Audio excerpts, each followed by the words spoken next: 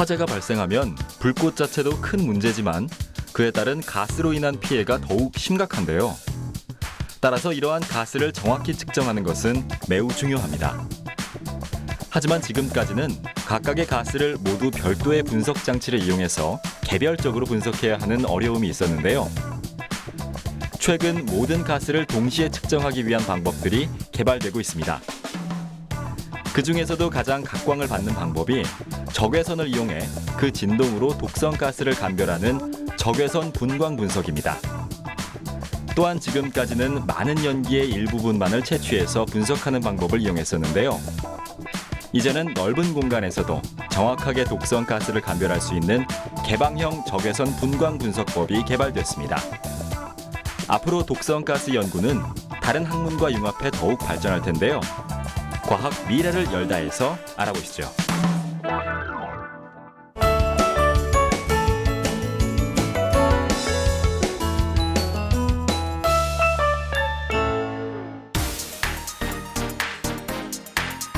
안녕하세요.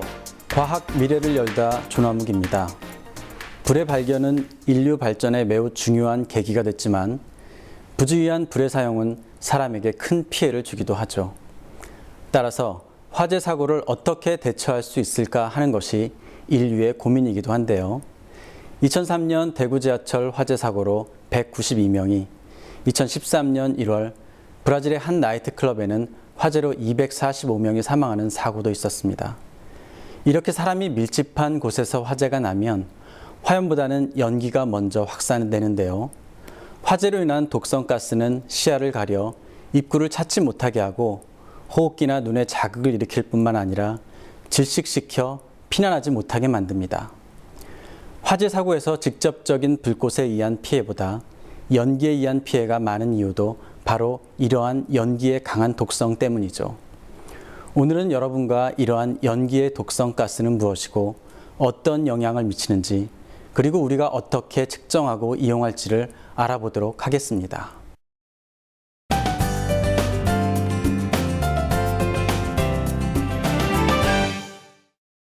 실제 화재 사고에서는 불꽃에 의한 피해보다 연기 질식 또는 연기 독성에 의한 피해가 더욱 심각한데요. 큰 건물에서 화재가 발생하면 불꽃이 발생한 지점에서 먼 곳까지 빠른 속도로 연기가 퍼지게 됩니다.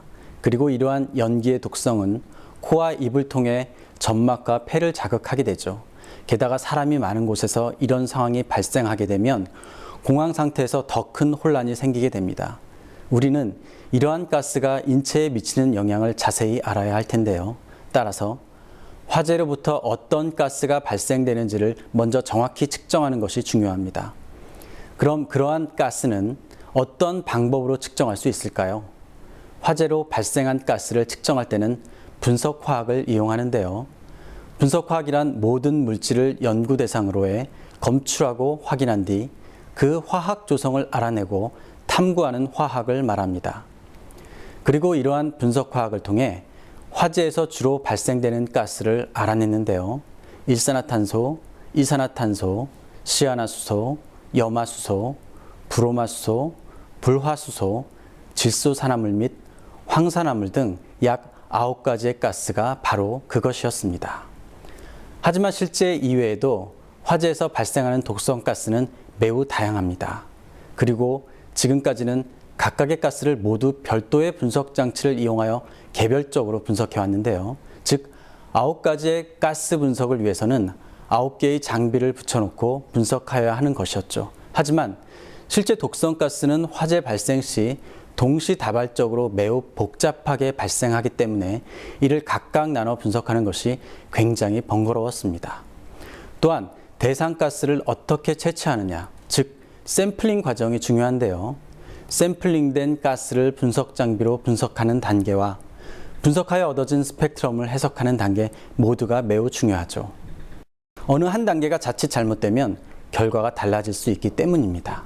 그래서 최근 들어 이러한 어려움을 위해 새로운 방법이 고안됐는데요. 바로 적외선 분광 분석 장치가 그것입니다. 이 적외선 분광 분석 장치를 이용하면 9개의 가스를 동시에 분석할 수 있는데요. 그럼 지금부터 자세히 살펴보도록 하겠습니다.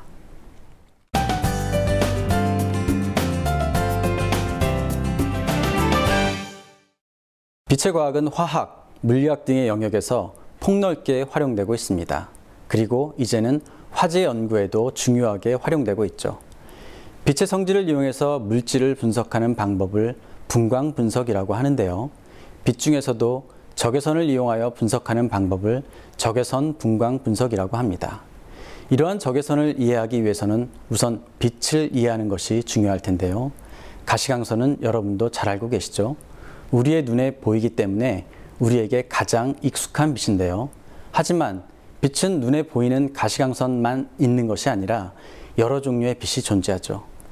빛의 에너지가 강한 순서대로 말씀드려보자면 먼저 감마선, X선, 자외선, 가시광선, 적외선, 마이크로파, 전파 이렇게 됩니다. 그렇다면 빛 에너지의 크기는 어떻게 결정될까요? 에너지의 크기를 이해하기 위해서는 빛의 파동을 이해해야 할 텐데요. 빛은 물결 모양의 파동을 가지면서 퍼져나가는데 마루에서 마루 또는 골에서 골까지의 거리를 파장이라고 합니다. 그리고 이 파장이 짧을수록 에너지는 커지죠. 즉, 파장이 가장 짧은 빛이 감마선이고 가장 넓은 빛이 전파입니다. 감마선은 에너지가 커서 암세포 치료에 쓰이기도 하고 감마선 다음으로 에너지가 큰 X선은 우리가 잘 아는 것처럼 인체를 투시할 수 있어서 의료용으로 매우 효과적으로 사용되고 있죠. 그럼 적외선은 무엇일까요? 적외선은 따뜻한 빛인데요. 우리가 태양빛을 따뜻하게 느끼는 것은 바로 이 적외선 때문이죠. 모든 물질을 자세히 들여다보면 원자 핵이 있고 핵 주위에 전자가 위치하고 있죠. 적외선보다 에너지가 높은 가시광선이나 자외선은 전자를 이동하게 할 수 있습니다. 이것을 전자전이라고 합니다. 그러나 적외선은 전자전이를 일으킬 만큼 에너지가 크지 않고 단지 물질을 진동하게 합니다. 즉, 분자의 진동이나 회전을 통해 에너지 변화를 일으키는 것이죠. 어떤 분자 화학종이 적외선에 노출되면 여러 진동과 회전이 일어나고 여기서 작은 에너지 차이가 발생되는데요. 이 에너지 차이를 자세히 들여다보면 이 차이가 물질마다 모두 다르다는 것을 알게 됩니다. 그리고 바로 이 차이를 이용하여 물질을 분석할 수 있게 되죠. 그럼 왜 물질마다 에너지 차이가 다를까요? 바로 분자 구조가 다르기 때문인데요. 따라서 이러한 성질을 이용하면 물질을 매우 효과적으로 분석해낼 수 있습니다. 고체나 액체 물질과 마찬가지로 가스상의 물질도 적외선에 의해 진동하기는 마찬가지인데요. 예를 들어 불산가스나 염산가스도 적외선에 노출되면 진동합니다. 그런데 가스상의 물질은 고체나 액체보다 상대적으로 덜 경직되어 있어서 즉 더 자유롭기 때문에 더욱 민감하게 반응합니다. 그리고 이 민감한 진동을 분석하면 어떤 가스인지 분석할 수 있고 진동의 세기를 측정하면 가스의 농도까지 분석할 수 있죠. 이를 각각 정성 분석과 정량 분석이라고 하는데요. 수백 가지의 다양한 가스의 진동이 모두 다르기 때문에 한 개의 장비로 다양한 가스를 동시에 분석할 수 있게 된 것이죠. 측정의 과학에서는 동시 분석이 매우 중요한데요. 시간과 비용을 획기적으로 줄이면서 정확하게 분석할 수 있기 때문이죠. 따라서 이러한 적외선 분광 분석법이 가스를 분석하는 데 사용되는 것은 정말 획기적으로 효율적인 방법이라 할 수 있습니다. 지금까지 적외선 분광 분석에 대해 말씀드렸는데요. 원래 적외선 분광 분석은 액체나 고체의 분석에서 시작되었습니다. 액체나 고체 시료가 적외선에 노출되면 분자의 형상에 따라 독특한 적외선 흡수를 일으키기 때문에 분자 구조를 알아내는 데 사용되었던 거죠. 또한 어떤 물질을 합성한 뒤 합성이 제대로 됐는지 확인하기 위해서도 많이 사용되기도 했고요. 그런데 가스 분석에 본격적으로 적외선이 활용된 것은 이제 10년이 조금 넘었는데요. 분석 기술이 발전하면서 가능해진 것입니다. 이렇게 적외선이 가스 분석에 이용되면서 이제 우리는 다양한 가스를 동시에 분석할 수 있게 되었고 분석 비용도 많이 줄게 됐는데요. 하지만 한 가지 장비로 다양한 가스를 분석하다 보니 화학종 간에 간섭이 생겨 이 간섭을 보정하기 위한 연구가 계속되고 있습니다. 적외선 분광 분석을 더욱 효과적으로 사용하기 위해서 앞으로 끊임없는 보완 작업이 필요할 것입니다.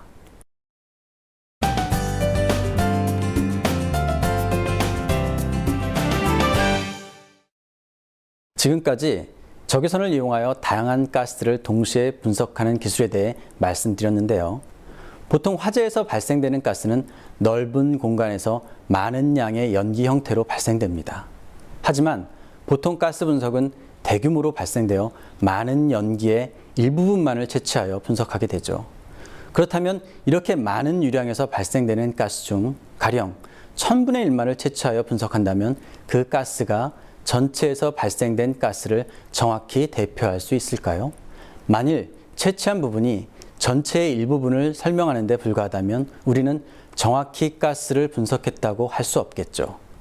구미에서 일어났던 불산가스 누출 사고의 경우 당시 독성가스가 검출되지 않았다는 결과가 나왔지만 실제 그 지역의 주민들과 농작물은 독성가스가 누출된 후에 증상을 보였는데요. 즉 넓은 공간에서 샘플링한 가스가 제대로 전체를 반영하지 못했던 것이었죠. 따라서 이렇게 샘플링한 가스로 전체를 해석하는 오차가 발생할 수 있습니다. 그럼 넓은 공간에서 발생되는 전체 가스를 오차 없이 어떻게 분석할 수 있을까요? 앞서 설명드린 적외선 분광 분석은 분석기 내부에서 적외선을 일으켜 샘플링한 시료를 분석 장비 안으로 흡입하여 분석하는 방법입니다. 그런데 적외선 광원을 내부가 아닌 외부에 설치하고 100m 정도 멀리 세워 검출기로 적외선을 받아 그 빛을 분석하면 어떨까요? 즉, 적외선 광원과 적외선 분석 장치를 떨어뜨려 놓고 그 사이에서 발생되는 가스를 통째로 분석하는 것입니다. 이 방법을 사용하면 분석을 위해서 시료가스를 채취할 필요가 없어지는데요. 이른바 시료 전처리 단계가 생략되는 것이죠. 이를 개방형 적외선 분광 분석이라 부르는데요. 이 개방형 적외선 분광 분석 방법은 가스를 빠르게 분석할 수 있고 다중가스를 동시에 분석할 수 있습니다. 또한 시료 분석 면적이 넓어서 시료의 대표성을 확보할 수 있죠. 게다가 독성가스가 장비나 사람에 직접 접촉되지 않아 센서도 오염되지 않고 사람이 안전한 장점도 있습니다. 개방형 적외선 분광 분석 방법은 화재에서 발생하는 가스뿐만이 아니고 휘발성 유기화합물, 즉 VOC의 분석도 가능하게 하는데요. VOC란 대기 중에서 광화학 반응을 일으켜 광화학 스모그를 유발하는 물질을 말합니다. 대기 오염뿐만 아니라 발암성 물질이며 지구 온난화의 원인 물질이기도 하죠. 국가마다 이 VOC 배출을 줄이기 위해 정책적으로 관리하고 있는데요. 벤젠, 아세틸렌, 휘발유 등을 비롯하여 산업체에서 사용되는 용매까지 매우 다양한 종류의 VOC가 존재합니다. VOC 또한 가스상 물질이기 때문에 화재에서 발생한 가스와 분석 원리는 비슷한데요. VOC 분석의 특징이 있다면 바로 실시간 분석이 가능하다는 점입니다. 실시간 분석이란 시간에 따른 농도를 연속해서 분석할 수 있다는 의미인데요. 이것을 통해 독성가스의 유출로 인한 피해를 사전에 알 수 있고 화재에서 발생하는 이산화탄소 등을 초기에 감지해서 경보할 수 있게 됩니다. 뿐만 아니라 독성가스를 사용하는 작업장에서 경보장치로도 활용이 가능하겠죠. 현재 우리나라에서는 넓은 공간에서 발생되는 가스의 직접적 분석을 위해 다양한 실험을 수행하고 있는데요. 넓은 공간에서 발생되는 가스를 분석하기 위해서는 표준가스, 즉 농도를 알고 있는 가스를 넓은 공간에서 분석하는 작업이 선행되어야 합니다. 하지만 독성가스는 매우 위험하기 때문에 공기호흡기를 착용하고 화학물질로부터 보호할 수 있는 방호복을 입고 실험해야 하죠. 분석하고자 하는 화학종, 즉 일산화탄소, 이산화탄소, 아황산가스 등에 대해 다양한 농도의 표준가스를 제조하여 적외선의 고유 진동에 따른 고유 흡수를 측정하는데요. 이렇게 측정된 적외선의 흡수 정도는 농도에 비례하게 됩니다. 그리고 이러한 작업을 캘리브레이션, 즉 검량이라고 하고 이러한 검량 작업에는 화학종의 농도, 온도, 거리에 대한 보정이 포함됩니다. 이러한 과정을 거쳐 이제 우리는 넓은 공간에서 발생되는 가스를 한꺼번에 분석할 수 있게 되었는데요. 2012년 8월 인천의 재개발 지역에서 실제 화재 규모의 실험이 있었습니다. 실제 주택에서 발생되는 가스를 약 40m 거리에서 측정하여 최대 6,500ppm의 일산화탄소, 1,500ppm의 염화수소 가스를 검출했죠. 또한 자동차 화재 실험을 통해 35m 거리에서 2,000ppm의 염화수소 가스를 검출하기도 했습니다. 이러한 실험을 통한 정보는 화재 진화, 피난, 건축물의 피난 설계, 시뮬레이션 등의 기초 자료로 활용되고 있죠. 그리고 이러한 분석은 미국에서 환경 모니터링을 위해 일부 시도되기도 했는데요. 화재 독성 가스 또는 작업장에서 발생되는 가스를 대상으로 정량 분석법을 만들어 시도된 예는 국내가 처음입니다. 앞으로도 이러한 진보적인 분석 방법이 개발돼 화재 및 재난을 예방하고 사고 이후에도 정확한 위험성 평가가 이루어지길 기대해 봅니다.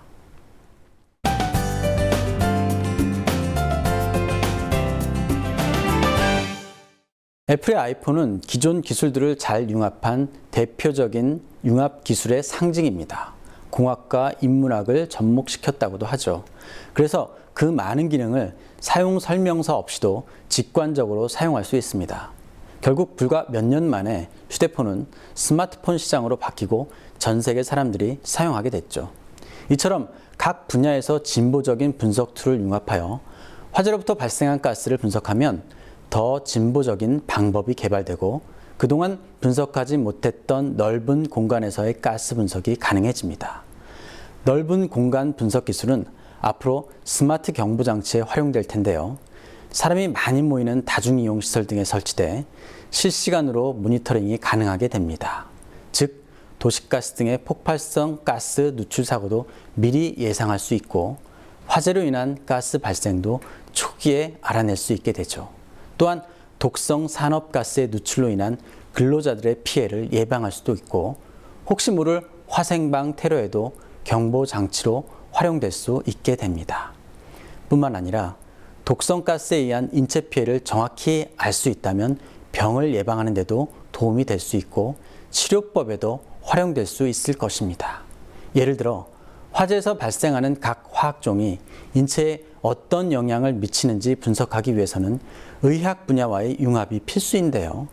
이미 의학에서는 질병의 원인을 해석하기 위해 병리학, 혈액 분석, DNA 분석 등이 수행되고 있습니다. 그런데 독성가스에 노출된 설치류에 대한 DNA 분석은 아무도 해보지 않았죠. 따라서 이미 구축되어 있는 의학의 분석 절차를 따라 연구하면 연소 독성에 대한 정량적 평가가 가능해지고 생물학적 독성 피해를 저감시킬 새로운 해결책을 찾을 수도 있을 것입니다.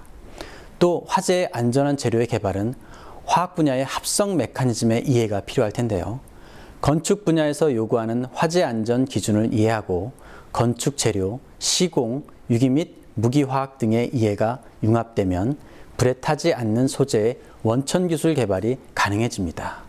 이렇듯 융합을 통한 화재 연구는 건축 분야뿐만 아니라 화학, 의학, 생물학 등 전혀 다른 분야와의 응용기술 개발을 가속화할 수 있는데요. 따라서 지금도 화재 연구 분야에서 활발히 진행 중입니다.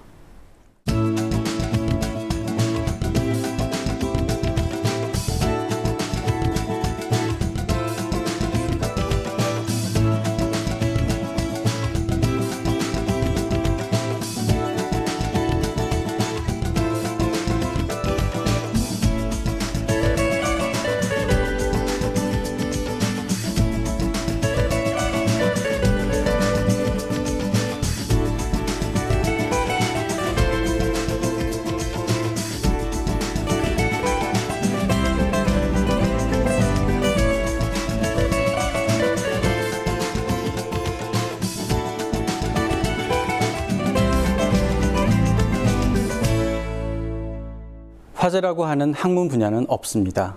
따라서 많은 분야의 학문을 전공한 사람들이 모여 화재를 연구하고 있는데요. 오히려 생각하지 못했던 분야에 접근할 수 있고 지금도 다방면의 연구가 진행 중입니다. 화재안전 연구의 융합은 화재로부터 귀중한 인명과 재산을 보호하는 제도와 장치를 제공하는 우리 안전에 밀접한 연구 분야입니다. 이 프로그램을 통해 쉽게 이해할 수 있는 연구 분야로 인식되길 소망합니다.